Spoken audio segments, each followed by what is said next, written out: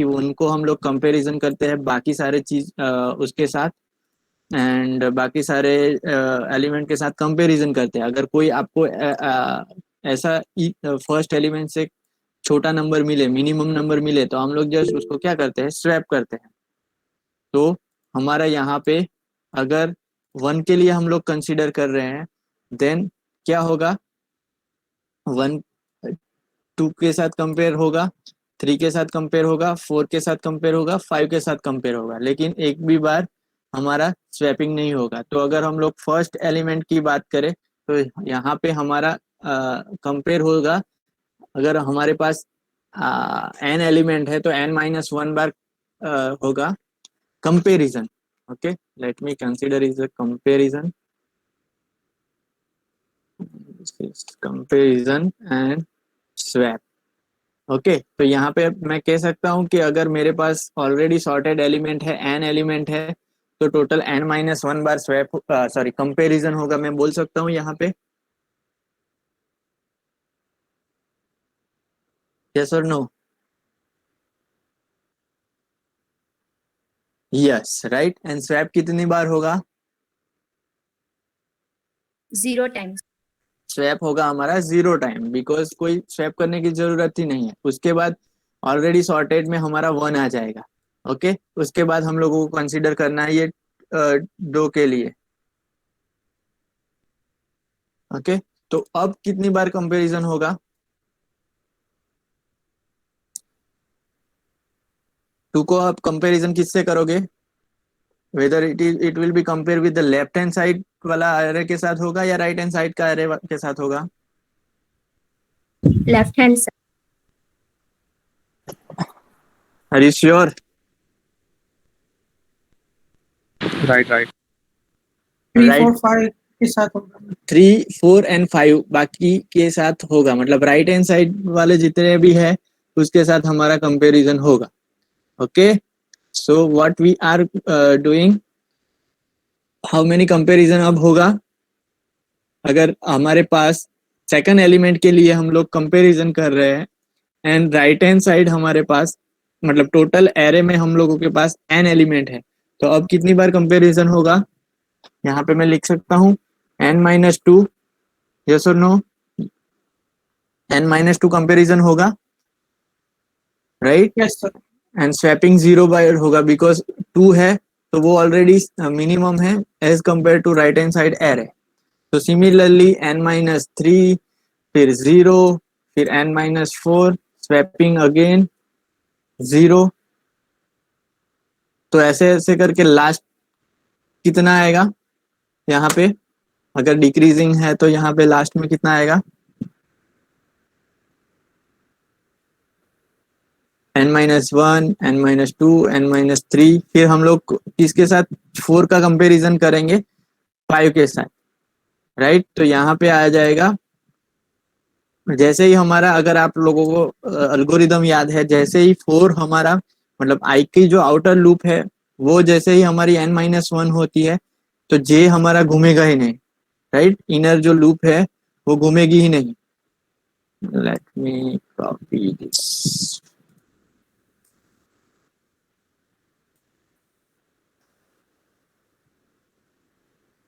अगर मैं इस कोड को अगर इस कोड को मैं यहाँ पे रख दूं एंड बोलूं कि 5 के लिए अगर हम लोगों को चेक करना है 5, उस टाइम पे आई की वैल्यू हमारी 4 हो जाएगी इस एल्गोरिथम में, एंड ये कंपैरिजन होगा ही नहीं, बिकॉज डायरेक्टली ये लूप ब्रेक हो जाएगी एंड हमारा लास्ट में आएगा 0। ओके, सो एंड स्वैप तो उस टाइम भी करना ही नहीं है, because already it is sorted. तो अगर मैं इस इक्वेशन को लिखूं, टोटल कंपैरिजन कितने होंगे? अगर मेरे पास एल एलिमेंट है, n एलिमेंट है, तो n-1 plus n-2 plus n-3, right?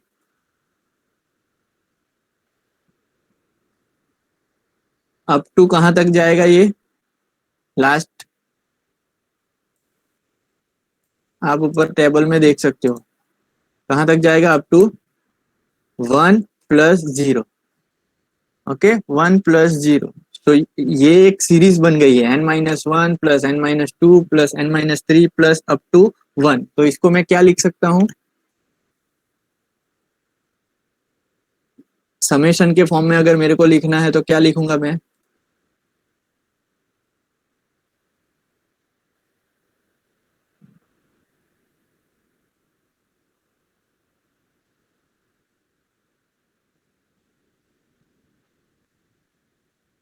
Summation of, इसको मैं लिख सकता हूँ n-1 बिकॉज n-1 से ये स्टार्ट हुआ है। ओके, n-1 से ये स्टार्ट हुआ है एंड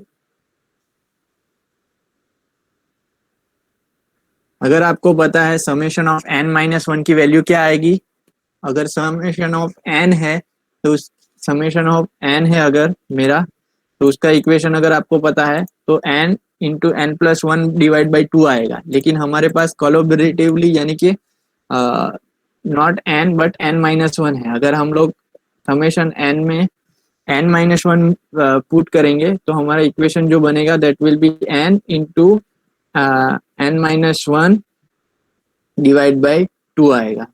एंड इसको अगर फर्दर हम लोग एक्सपांड करेंगे तो n square, okay, n square divide n square minus n divide by two आएगा। Consider this is two, sorry this is square, n square, okay, not, अगर मिल जाए तो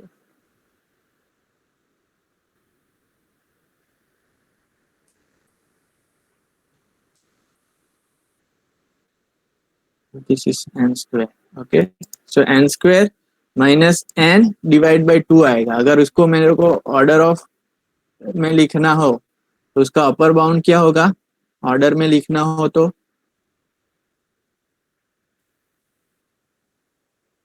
क्या आएगा?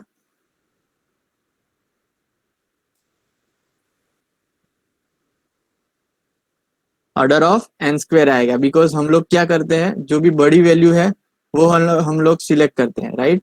तो हम लोगों को क्या करना है, n स्क्वायर को सिलेक्ट करना पड़ेगा बिकॉज अगर n बहुत बड़ा है, हमारा 10,000 या 50,000, अगर हमारे पास बहुत बड़ा इनपुट है तो as compare to n square n की वैल्यू निग्लिजिबल होगी। यार मैंने स्टार्टिंग में जब आपको एसिम्प्टोटिक एनालिसिस बताया था उस टाइम पे कंपैरिजन किया था ग्राफ के साथ, राइट, कि n स्ट्रेट लाइन में जाता है, फिर n log n थोड़ा बहुत कर्व होता है, फिर n स्क्वायर होता है, फिर 2 to n होता है, राइट। लाइकवाइज कंपैरिजन किया था। तो अगर हम लोग कंपेयर करें, अगर n की वैल्यू बहुत बड़ी है, हमारे इनपुट की साइज बहुत बड़ी है, तो हमारा n square as compare to n बहुत बड़ा हो जाएगा एंड हम जो है ये n को निग्लेक्ट कर सकते हैं। अगर उसका अपर बाउंड लिखना है यानी कि मैक्सिमम अपर बाउंड लिखेंगे तो हमारा आएगा आंसर n स्क्वायर। तो बेस्ट केस की बात करें तो बेस्ट केस में हमारा कंपैरिजन जो होगा वो आएगा order of n square and swap तो जीरो है, एक भी स्वैप नहीं होता है, तो उसको आप कांस्टेंट लिख सकते हो या तो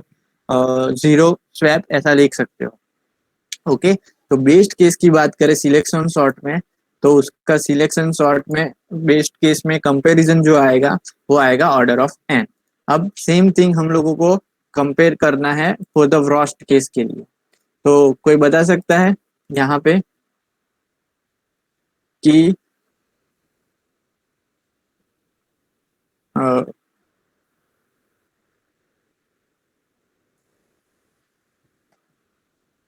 इसको पहले मैं डिलीट कर दूं। वर्स्ट केस में अगर 6 हम लोग कंसीडर कर रहे हैं तो कंपैरिजन कितने करने पड़ेंगे, राइट। सिलेक्शन सॉर्ट का मेन अल्गोरिदम क्या कहता है कि पहली जो वैल्यू है इंडेक्स की वैल्यू वो एज इट इज लेनी है, यानी कि first element as it is लेने का है, मतलब इंडेक्स की वैल्यू एज आई लेने का है। उसके बाद फोर लूप में हम लोग बाकी सारे एलिमेंट के साथ ए ऑफ इंडेक्स का कंपैरिजन करेंगे, ओके। एंड उसके बाद अगर इंडेक्स का वैल्यू चेंज होता है तो हम लोग जो भी वैल्यू फाइंड होता है उसको स्वैप करते हैं। उसका मीनिंग ये है कि सिलेक्शन सॉर्ट क्या करता है, अल्गोरिदम अगर इन शॉर्ट बात करें तो जैसे ही हम लोग फर्स्ट एलिमेंट को चेक करेंगे उस टाइम पे फर्स्ट जो भी मिनिमम नंबर होगा वो फर्स्ट प्लेस पे आ जाएगा। उसके बाद हम लोगों को दूसरे एलिमेंट को चेक करना है एंड राइट हैंड साइड के जितने भी बाकी एलिमेंट है उसके साथ हम लोग कंपेरिजन करेंगे एंड उस कंपेरिजन में अगर हम लोगों को कोई एलिमेंट और छोटा मिलता है तो हम लोग उसके साथ स्वैप करेंगे। तो ये बेसिक आइडिया है सिलेक्शन सॉर्ट का and this is the scenario of worst case. कि जहाँ पे आपको जो भी एलिमेंट है वो सॉर्टेड तो मिलेंगे लेकिन डिक्रीजिंग ऑर्डर में मिलेंगे। तो डिक्रीजिंग ऑर्डर की बात करें हम लोग अगर,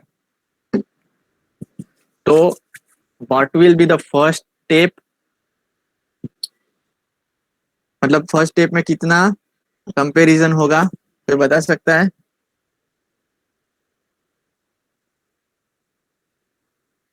अगर मेरे पास अभी एरे में 6 एलिमेंट है एंड 6 एलिमेंट है एंड 6 नंबर को मेरे को बाकी के साथ कंपैरिजन करना पड़ेगा, तो क्या बता सकते हो कितना कंपैरिजन करना पड़ेगा फर्स्ट स्टेप में?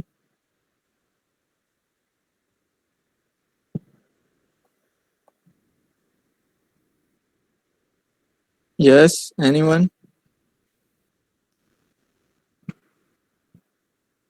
n-5. Not n-5, it is 5। अगर 6 element consider, 6 Five. Consider, yes 6 consider करेंगे तो 5 आया। इसका मीनिंग ये है कि अगर मेरे पास n एलिमेंट है टोटल, n-1 कंपैरिजन होगा। एंड कोई बता सकता है कि कितने टोटल स्वैप होंगे? स्वैप कितने होंगे वो, that is the tricky thing. यहाँ पे मैं कितनी बार स्वैप करूंगा?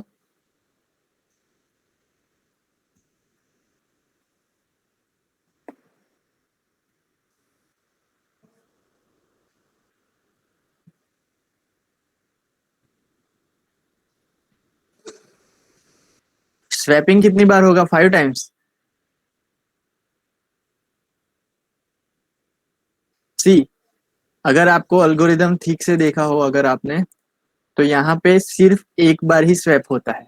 अगर याद हो तो आपको, यहाँ पे 4 का जो जे का लूप है वो पूरा घूमेगा, उसके बाद वो सिर्फ एक बार कंसीडर करेगा कि इंडेक्स की वैल्यू एंड आई की वैल्यू एक बार भी एटलीस्ट चेंज हुई है कि नहीं हुई है। फिर हम लोग एक ही स्वैप करेंगे, यहाँ पे एक ही स्वैप होगा, और वो स्वैप किसके साथ होगा? जो भी मिनिमम नंबर है वो, एंड जो भी फर्स्ट एलिमेंट है वो स्वैप होगा, मतलब एक ही स्वैप होगा। पता चला यहाँ पे एक ही स्वैप हो रहा है कैसे? यस और नो? एक ही स्वैप होगा, और वो भी कब होगा? जब आई की वैल्यू और इंडेक्स की वैल्यू चेंज, मतलब इंडेक्स की वैल्यू सिर्फ एक बार चेंज होगी तभी हम लोग स्वैप करेंगे। जबकि कंपैरिजन तो पूरा हो रहा है, दैट मीन्स व्हाट, कंपैरिजन होगा i+1 से लेके n तक कंपैरिजन होगा, यानी टोटल n-1 कंपैरिजन होगा, लेकिन स्वैप सिर्फ एक ही बार होगा। और वो स्वैप होगा अगर आपको जो भी एलिमेंट का कंपैरिजन कर रहे हो उससे छोटा एलिमेंट अगर आपको मिलता है, तो वो आप एक बार मतलब स्वैप करोगे। अब पता चला, हम लोगों ने सिर्फ एक बार ही स्वैप किया हुआ है, तो स्वैप हमारा एक बार ही होगा। अब बता सकते हो, मतलब फर्स्ट स्वैप होने के बाद हमको जो वैल्यू ऐसी मिलेगी 1 एज इट इज, मतलब 1 आ जाएगा आगे, फिर बाकी के सारे एलिमेंट एज इट इज, लेकिन 6 लास्ट पोजीशन पे चला जाएगा, बिकॉज 1 एंड 6 का हम लोग कंपेरिजन स्वैप करेंगे। अब हमारे पास दूसरे इटरेशन के लिए ये मिलेगा। अब आपको कंसीडर करना है ये 5 का। अब कोई बता सकता है कि कितनी बार कंपैरिजन होगा?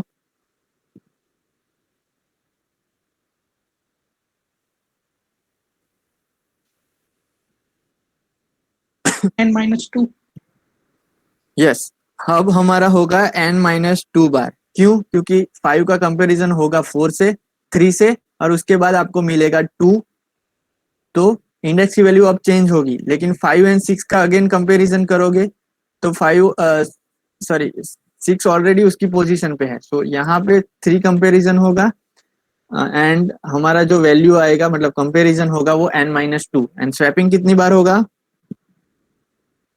1.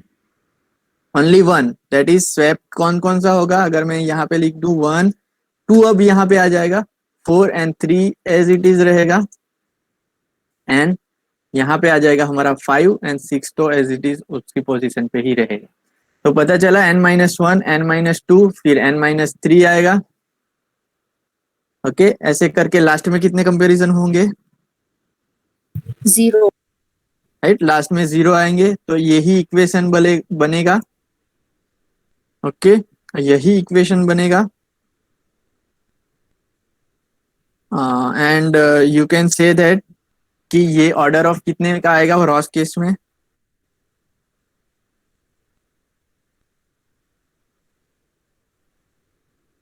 कितना ऑर्डर में आएगा ये?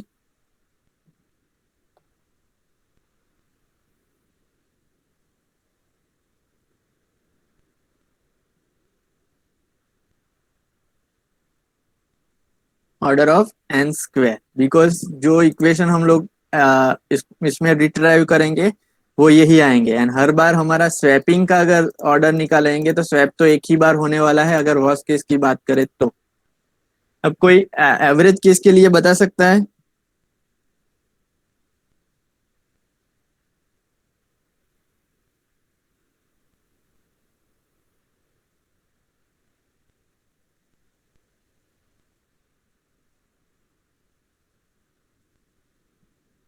एवरेज केस में अब क्या होगा? अगर उसका best case order of n square में आ रहा है, worst case order of n square में आ रहा है, तो एवरेज केस कौन सा आ सकता है?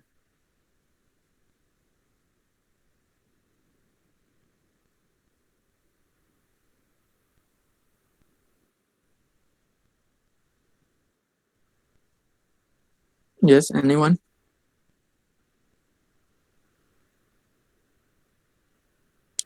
क्योंकि अल्टीमेटली हम जो टेबल बनाएंगे उसमें मैक्सिमम एन फर्स्ट जो होगा, whether it is already best case, worst case और average case, N minus one comparison तो आपको करना ही पड़ेगा।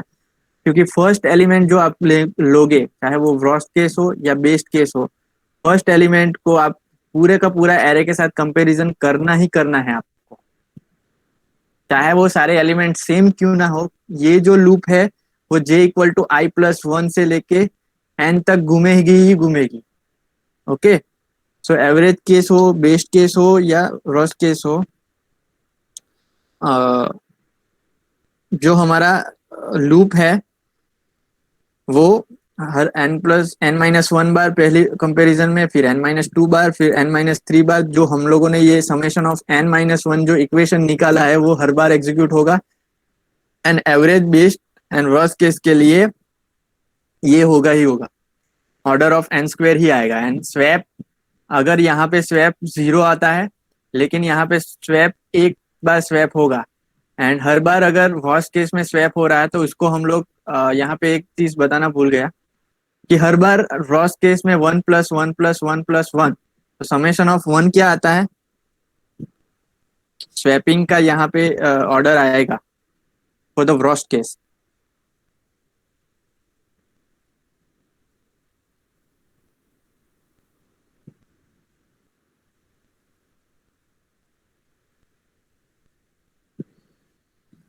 Swapping one plus one plus one क्या आता है?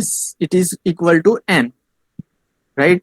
आप 5 बार वन प्लस वन करोगे, फाइनल आंसर 5 ही आएगा, राइट? That is an. कितनी बार आप समेशन कर रहे हो उसके हिसाब से वो आएगा। तो पता चला एवरेज, यहाँ पे ऑर्डर ऑफ एन लिखना पड़ेगा आपको स्वैपिंग में। For the swapping it will be order of comparison, it is order of n square. Okay, but swapping यहाँ पे हमारा आएगा order of n. Okay, swapping हमारा आएगा ऑर्डर ऑफ एन। क्यों? क्योंकि हमको एटलीस्ट हर एक बार एक बार स्वैप करना ही पड़ेगा। एन एवरेज केस के लिए ये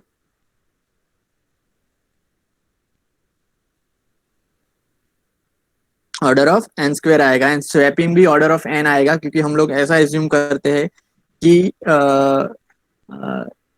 यहाँ पे तो एक भी बार नहीं हुआ है स्वैपिंग, लेकिन एवरेज केस में एटलीस्ट एक बार या दो बार या उसके टाइम होना होगा ही स्वैपिंग। तो हम लोग ऐसा एज्यूम कर सकते हैं कि एन बाई टू हाफ बार अगर एवरेज केस है तो हाफ बार वो हाफ टाइम वो एग्जीक्यूट होगा। लेकिन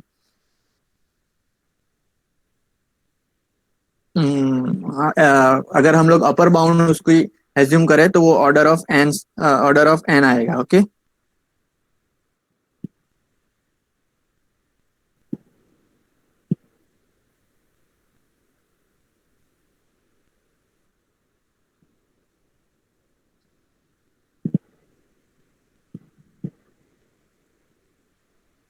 सो this is all about selection sort का base case, worst case and average case analysis है।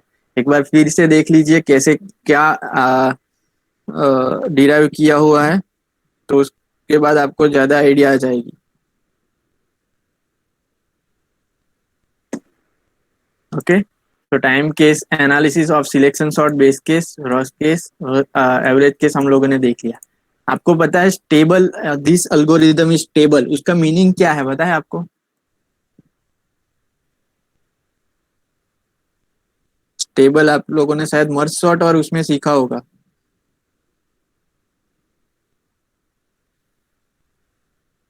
उसका मीनिंग क्या होता है stable?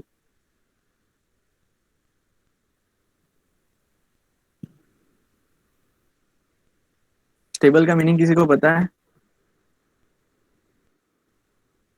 No change. No.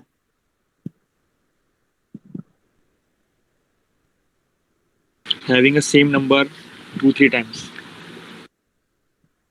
Having the same number 2-3 times means what, कि अगर मैं कंसीडर करूँ, यहाँ पे नया स्लाइड ले लेते हैं कि मेरे पास सॉर्टिंग करने के लिए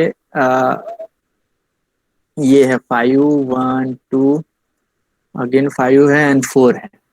तो बेसिकली क्या होगा इन स्टेबल का मीनिंग ये है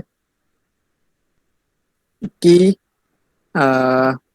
जो भी मेरा 5 है, अगर मैं उसको सॉर्ट करूंगा, यहाँ पे 1 ले लेते हैं एंड यहाँ पे 4 ले लेते हैं, तो पहली बार अगर इसको कंसीडर करूँ, this is 5A and this is 5B। Okay, 5 दो बार मेरे लिस्ट में आ रहा है, उसको मेरे को सॉर्टिंग करना है। इसको मैं कंसीडर करूँ 5A एंड 5B, एंड जब भी मेरा स्वैप होगा तो उस टाइम पे 5A मेरा यहाँ पे आ जाएगा एंड 1 यहाँ पे आ जाएगा फर्स्ट बार जब भी स्वैपिंग होगा। इसका मीनिंग ये है कि आपका अल्गोरिदम जो है अगर कंपैरिजन करता है एंड जो दो एलिमेंट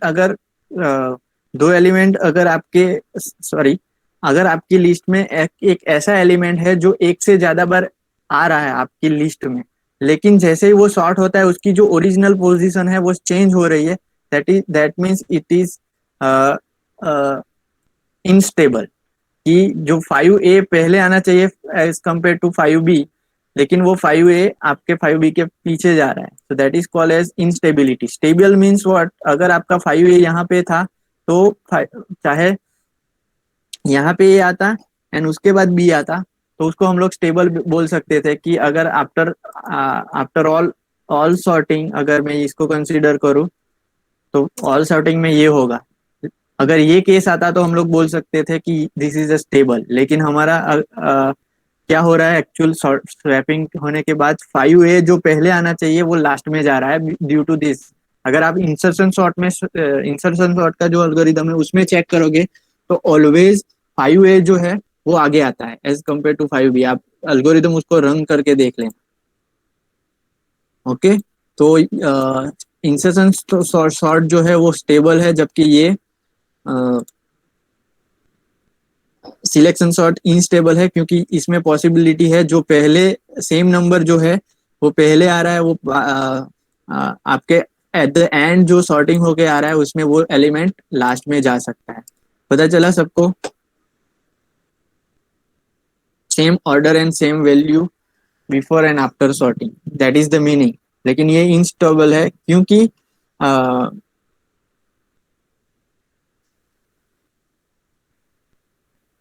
क्योंकि हमारे जो पोजीशन है वो चेंज हो रही है। ओके, एंड सिमिलरली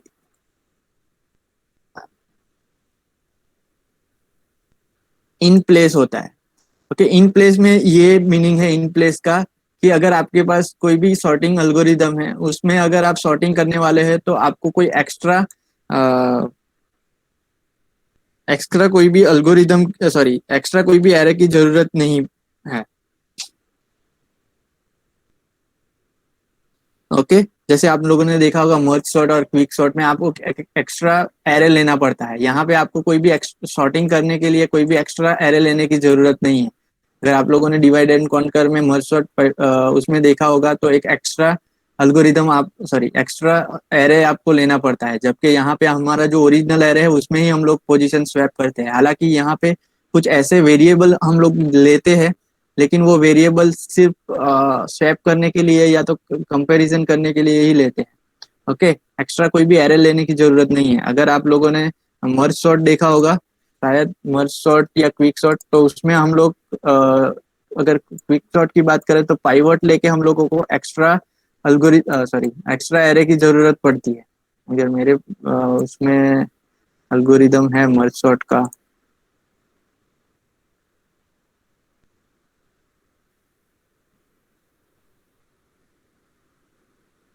तो यहाँ पे एक आप टेम्पररी एरे लोगे, राइट। तो दो एरे की आपको जरूरत पड़ेगी, जबकि ओरिजिनल एरे जो था ए ऑफ वाला, उसके अलावा एक एरे लेने की जरूरत पड़ती है, तो उसको हम बोलेंगे in place, not in place. यहाँ पे हमारा जो है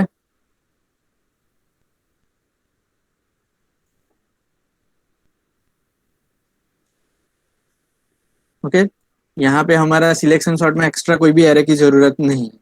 okay so this is the all about selection sort. If you have any doubt regarding selection sort you can ask me.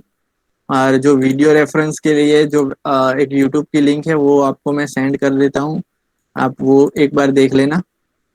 Okay तो ज़्यादा आइडिया आ जाएगी, because they have digital white board and वो सारी चीज़ें वहाँ पे एक वीडियो में आपको मिल जाएगी। Okay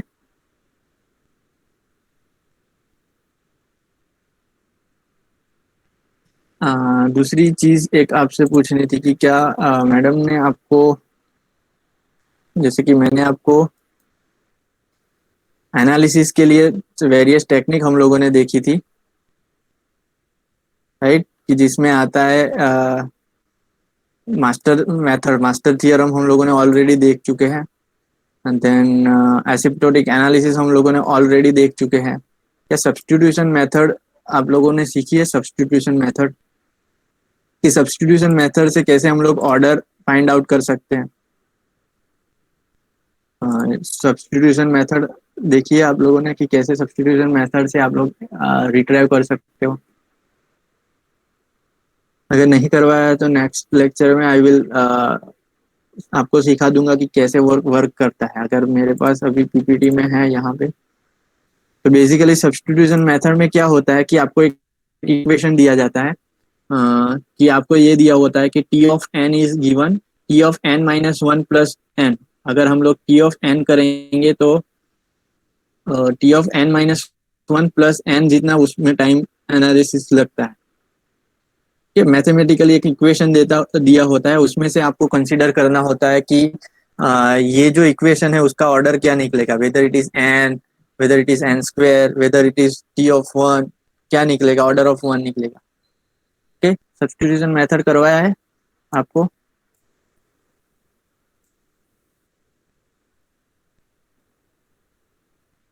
yes or no? No, so I will teach you in a next lecture. Okay, because this is also 2-3 marks or 4 marks में they can ask substitution method. Then recurrence आप सीखे हो, recurrence, recursive algorithm। recursion क्या होता है पता है? function calling itself. yes, function calling itself। तो उसमें आप लोगों ने कोई algorithm देखा है इस सेमेस्टर में? like factorial is the best example of recursion। Factorial का कोड देखा है आपने? किया है, मैडम ने करवाया है कि डिवाइड एंड कॉन्कर में कैसे आप फैक्टोरियल का प्रोग्राम एग्जीक्यूट कर सकते हो using recursion. Okay, so I will show you how recursion is working। I think DS में तो आप सीख ही चुके होंगे कि इटरेटिवली कैसे फैक्टोरियल काम करता है सिर्फ एक फोर लूप से, and how it is working using recursion and which is the best in which scenario। So that will be seen in again next lecture. This